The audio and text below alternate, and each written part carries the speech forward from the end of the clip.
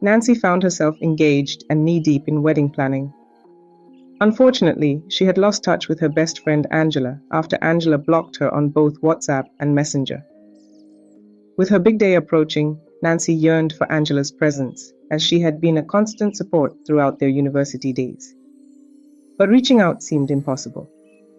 One fateful day, while shopping with her soon-to-be husband Kelvin, Nancy unexpectedly ran into Angela, who turned out to be the owner of the boutique. She was filled with emotions as she hugged Angela, who reciprocated the gesture warmly. Introductions were made, and Kelvin's charm was undeniable. He was the epitome of every woman's dream. Angela couldn't help but look admiringly at him, leading Kelvin to gently withdraw from her look during their handshake.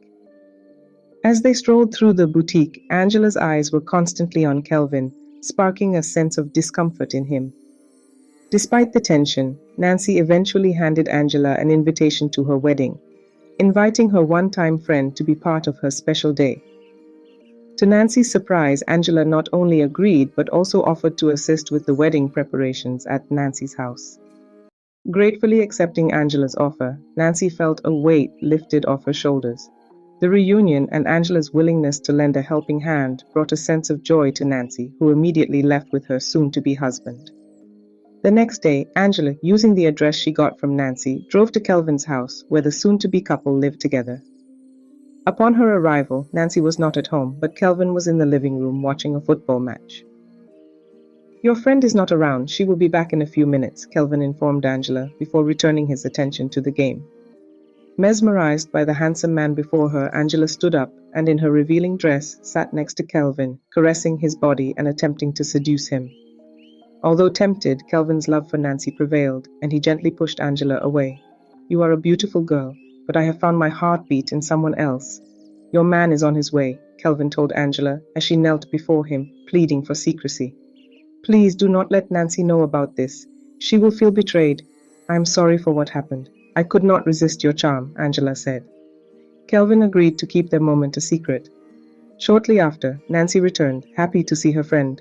They spent some time chatting before Angela departed. It was the day of the wedding. Kelvin stood expectantly at the altar, waiting for Nancy to grace the ceremony with her presence. Earlier that day, he had made his way to the church with his groomsmen, while Nancy had opted to finish her preparations at home. As time ticked by, a sense of restlessness fell over the guests as Nancy failed to make an appearance. Speculations were whispered among the attendees, suggesting a possible abandonment at the altar. What if she has abandoned him at the altar? Kelvin attempted to reach Nancy through a phone call, only to be met with the disheartening realization that her phone was switched off. Eventually, Nancy's bridesmaids, makeup artists, and event coordinators arrived on the scene, causing Kelvin to seek answers. "Where is Nancy? What is preventing her from joining us inside?" he inquired with a mixture of confusion and concern. The response he received left him with more questions than before. It was revealed that Nancy had received a call compelling her to come somewhere, and despite their patient wait, she had yet to arrive. This new information left Kelvin contemplating the importance of that phone call to their wedding day. As evening descended and Nancy failed to show, the decision was made by the pastor to cancel the ceremony, as the absence of the bride could not be overlooked. Kelvin left from the church with his relatives, his heart filled with humiliation and same time worried for Nancy's well-being. There, in a lonely place, Nancy was tied with a rope and blindfolded. 4 hefty men stood beside her, and she could perceive the smoke of the cigarettes they were all smoking. She had received a call from an unknown number that Kelvin fell unconscious on his way to the church. She left immediately and was driving to the hospital the person directed her to. But on her way to the hospital, some men came out from the nearby bush, pointing guns at her, entering into her car, and instructing her to drive in the direction they told her. Out of fear, she had obeyed them, leading to the present condition she found herself in. "Please, today is my wedding day and it will be a sad thing if I don't meet up. Let me go, please," she had begged them earlier, but one of the replies she got left her terrified. "Just pray you come out of this alive," one of the men said. Nancy, tied up there, was wondering who had done this to her on her wedding day. Shortly, someone came in and the criminals welcomed her. Welcome, madam. We have done our part of the job. It's now left for you to complete the payment. Your task is not yet complete, the person with a woman's voice had said. Nancy heard the voice and quickly identified her. It sounds familiar, and how can she ever forget the voice of her best friend, Angela? Angela, is that you? Nancy said, with Angela instructing the men to unfold the scarf they tied to her eyes. Oh, wow. I thank God you still remember me. How can you forget? When you betrayed the very person you called your friend when she needed you the most. Thanks to you, I'm a graduate with nothing to show for it, Angela said to Nancy, who was shocked at Angela's words. Angela and Nancy were best friends since high school. They did everything together and supported each other through thick and thin. They applied to study in the same university, and luckily they received news that they had both been admitted to the same university. And even better, they were both accepted into the same department. Angela was excited, but also nervous because she struggled with academics. She always found it hard to understand and remember things. On the other hand, Nancy was very smart and excelled in her studies. She was always top of the class and had a natural talent for learning, and she has been the one helping Angela in exams. Despite their differences, they promised to support each other through university. Angela came from a wealthy family and never had to worry about money. She always made sure to support Nancy, who came from an average family, with cash and other material things. Nancy, on the other hand, was the brain behind their success in all their exams. She would make sure they sat close to each other in the exam hall, and Angela would often whisper, "What's the answer to question 3?" Nancy would smile and whisper back the answers, helping Angela through the tough times. Their friendship grew stronger. Angela's family was grateful to Nancy for helping their daughter succeed, and they welcomed Nancy into their home with open arms. Nancy's family, on the other hand, was grateful to Angela for her support and generosity. As they progressed through university, Nancy's academic prowess continued to shine, and Angela's financial support kept them both comfortable. They became inseparable. On the day of their last paper in school, the invigilators were extremely strict. They separated Angela and Nancy, refusing to let them sit together as they usually did. Angela was panicked, knowing she relied heavily on Nancy's help during exams. She tried to plead with the invigilators, but they were unsympathetic. As the exam began, Angela was in a state of distress. She couldn't understand the questions and had no idea how to start answering them. She looked around frantically, hoping to catch Nancy's eye, but they were too far apart. For the first time in her academic life, Angela was on her own, and it was terrifying. Nancy, on the other hand, tried to get the attention of the invigilators. She asked if she could move closer to Angela, but they refused, saying it was against the rules. Nancy was worried, knowing Angela's limitations. She tried to find ways to help Angela without breaking the rules, but it seemed impossible. As the exam progressed, Angela became increasingly desperate. She couldn't answer a single question, and tears began to well up in her eyes. She knew that she was going to fail, and it was all because she was separated from Nancy. When the exam finally ended, Angela was in tears. She had not written a single word, and she knew she had let herself and her family down. Nancy rushed to Angela, but in a shocking turn of events, Angela's sobbing turned to anger and blame. She began to lash out at Nancy, accusing her of not doing enough to help her during the exam. "If you were really my friend, you would have found a way to help me, no matter what the invigilators said," Angela shouted. Nancy was taken aback, hurt by Angela's harsh words.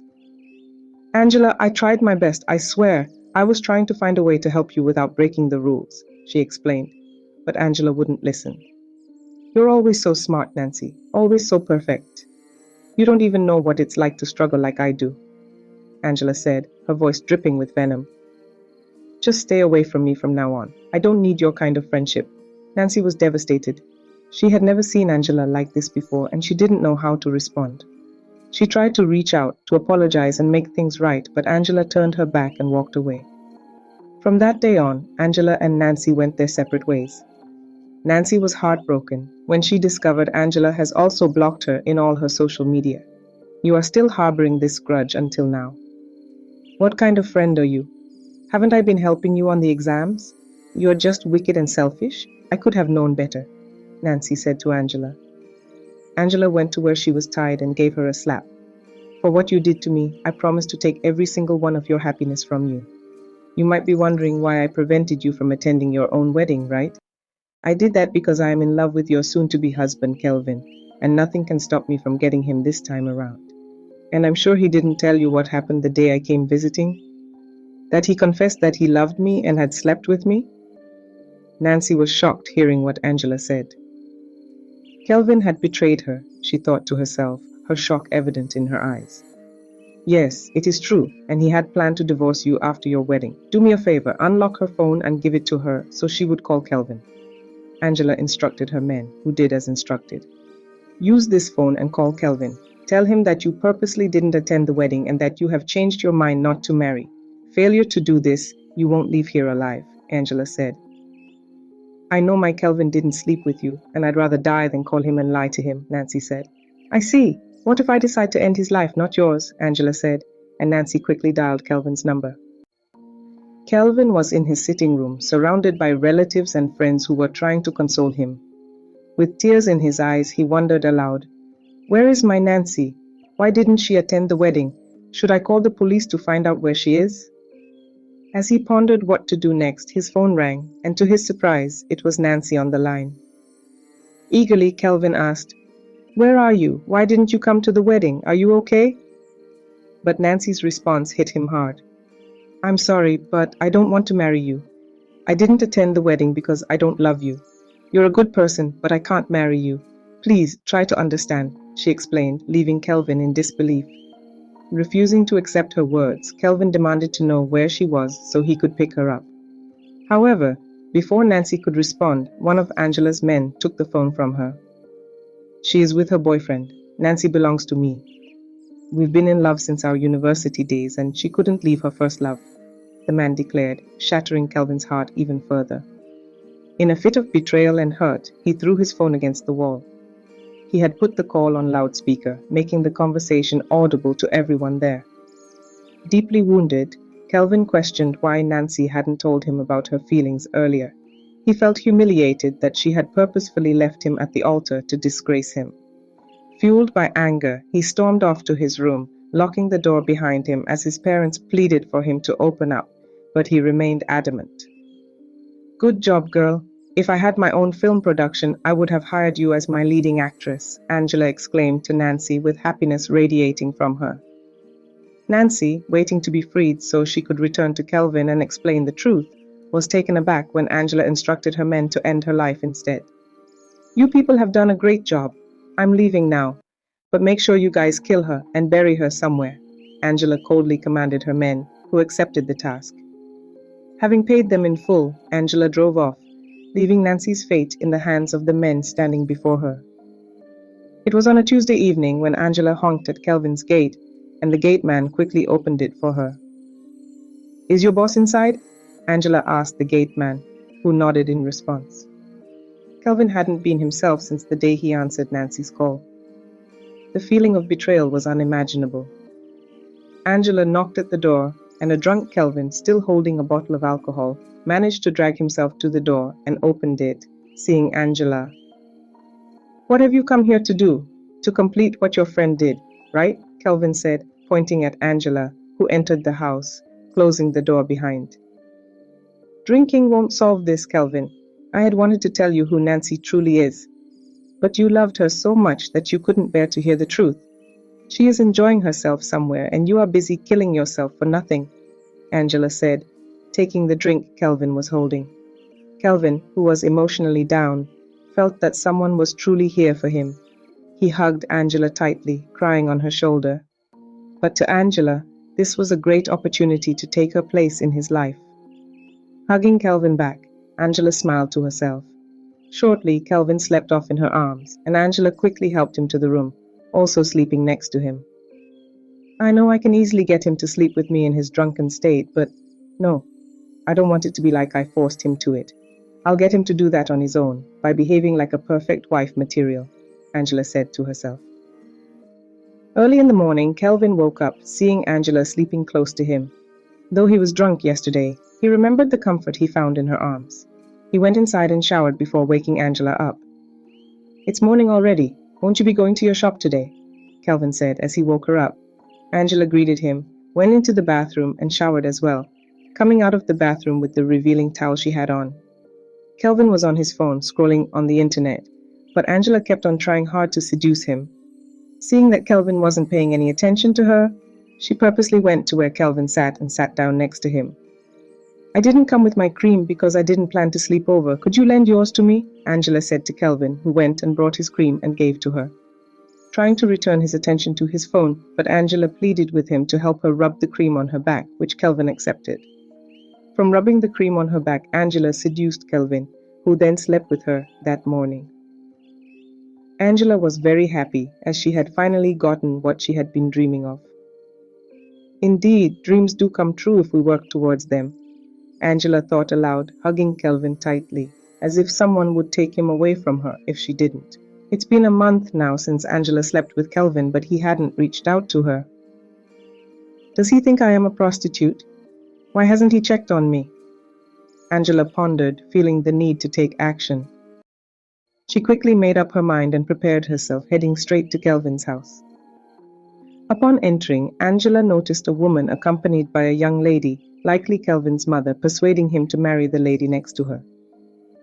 After greeting Kelvin's mother, Angela pulled Kelvin aside to get some answers. Why haven't you contacted me? She demanded to know. Kelvin explained that he had been on a business trip and returned tired, only to have his mother introduce a potential bride for him that very morning. Do you plan to marry her?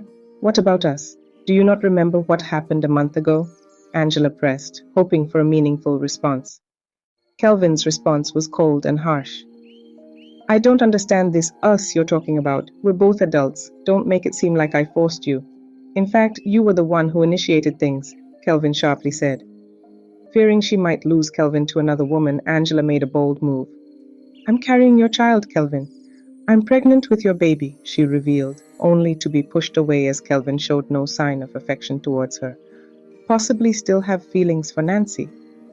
As Kelvin was about to leave the room, his mother, who appeared to have overheard their conversation, stepped in. I'll speak to both of you later, she declared, leaving the both in the room. Later that evening, once the lady who had been with Kelvin's mom had left, Angela and Kelvin found themselves sitting on the sofa in the sitting room. Kelvin, my son, began Kelvin's mom with a concerned tone. I raised you to be a man who takes responsibility, not someone who shies away from it. I overheard your conversation, and I cannot bear the thought of my grandchild being born out of wedlock. Kelvin, you must step up and accept this responsibility. Kelvin sat there in silence, looking down, clearly angry but unwillingly accepted to take up the responsibility. Angela felt happy. She was grateful for Kelvin's mom's support, but deep down, she knew that she had only pretended to be pregnant in the hopes that Kelvin would marry her. As she sat there, thoughts racing through her mind, Angela couldn't help but wonder. What happens if they discover the truth? Will Kelvin or his mom still want me then? I need to come up with a plan. With a heavy heart and a mind full of worries, Angela started thinking of a way to make her fake pregnancy a reality. After the discussion, she thanked Kelvin's mother and left, determined to figure out her next steps before the truth came to light. Throughout that night, Angela couldn't sleep. She was awake all through thinking for a way out, but couldn't lay her hands on any solution. Then she remembered something. A native doctor. Yes, I will do anything, and I mean anything, to have Kelvin all to myself.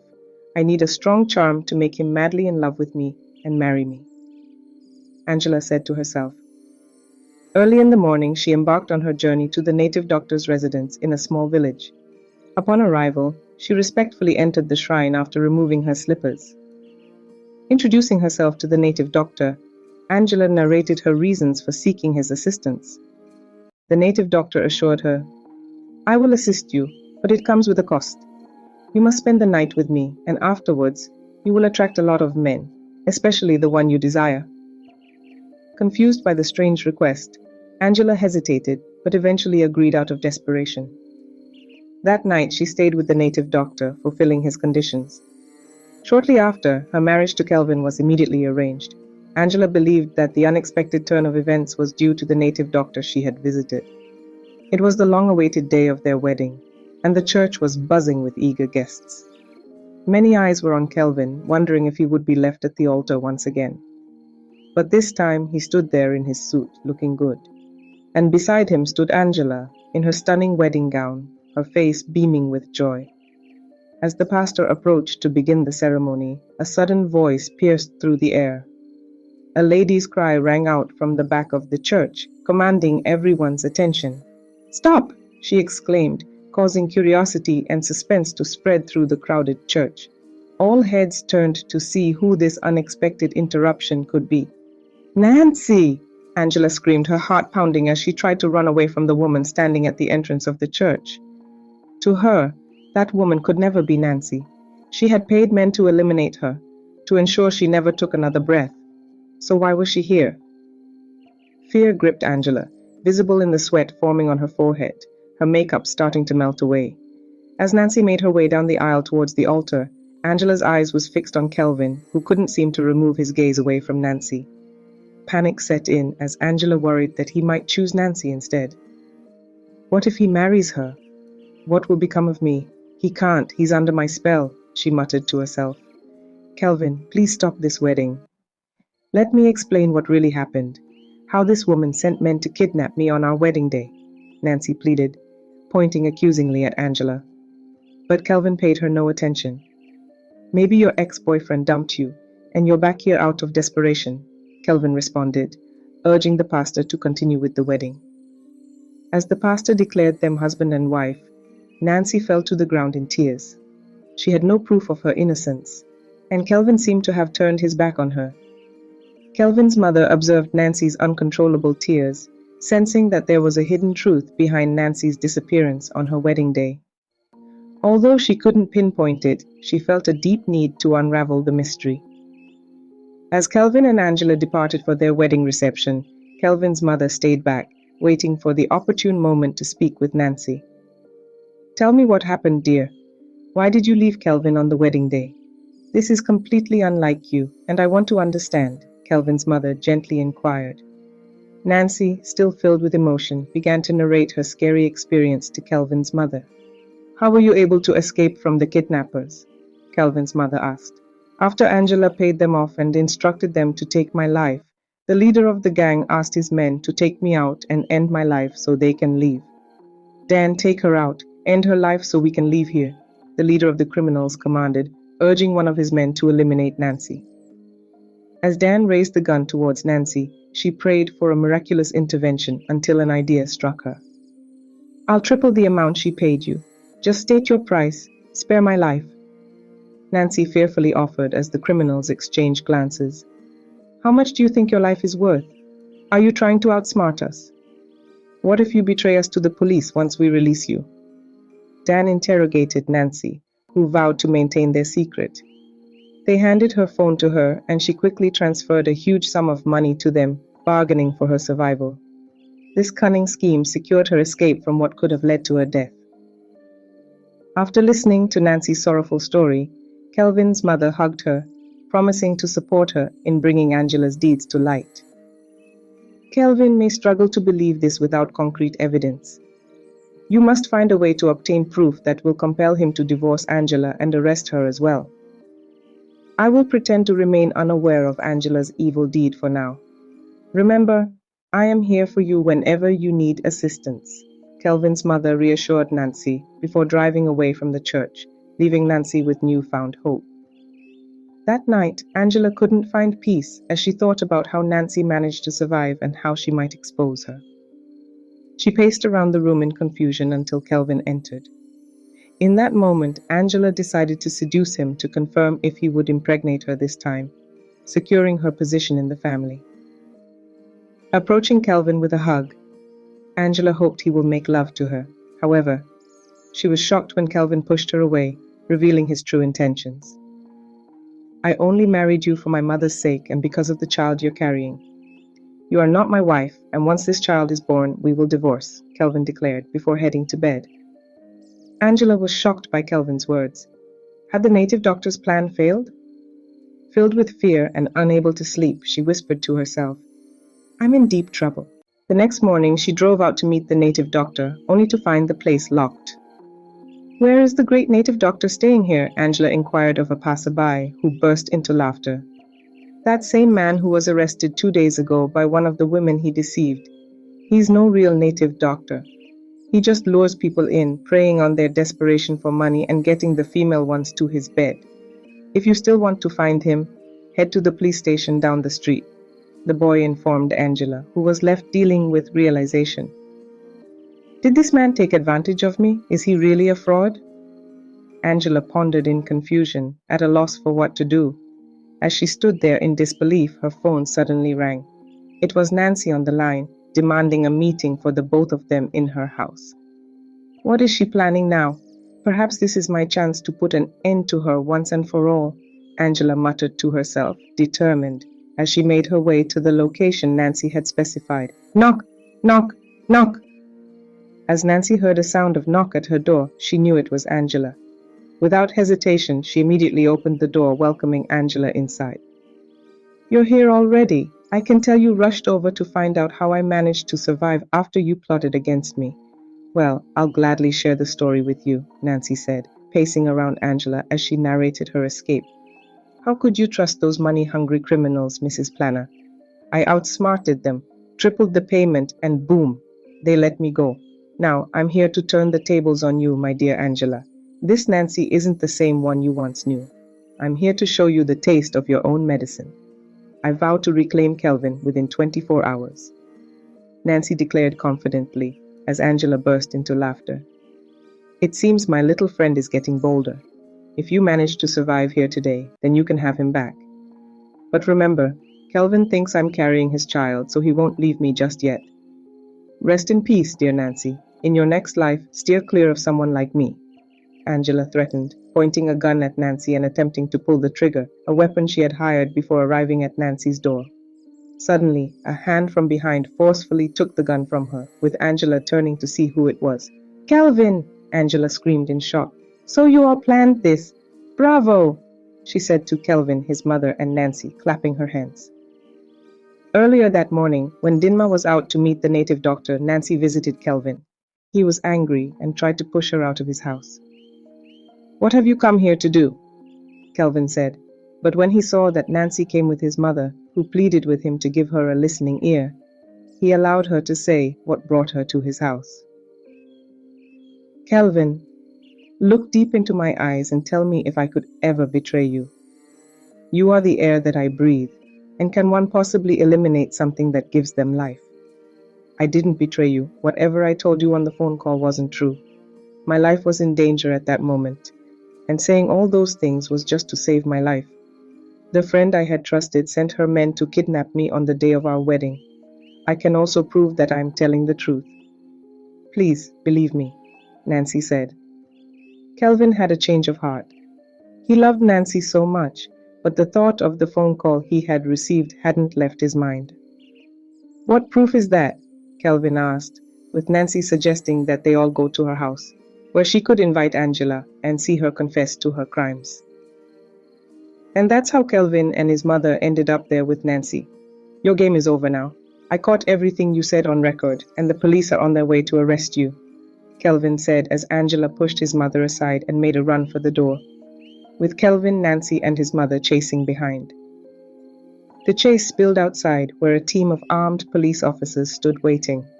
Stop right there, the officers commanded boldly, their guns poised and ready. Don't move or we will shoot. As they quickly arrested Angela and escorted her to the police station, the weight of her deceit and evil finally dawned on her, bringing her game to an end. I apologize, my love, for ever doubting you. I promise to stand by your side through all trials that we may face. Will you marry me? Kelvin's heartfelt words brought tears to Nancy's eyes as she embraced him tightly. Kelvin's mother looked on, her face beaming with joy. A few weeks later, Angela received a life imprisonment sentence. As she was being led out of the courtroom, she hung her head in shame and regret as she caught a glimpse of Nancy and Kelvin, happy and united,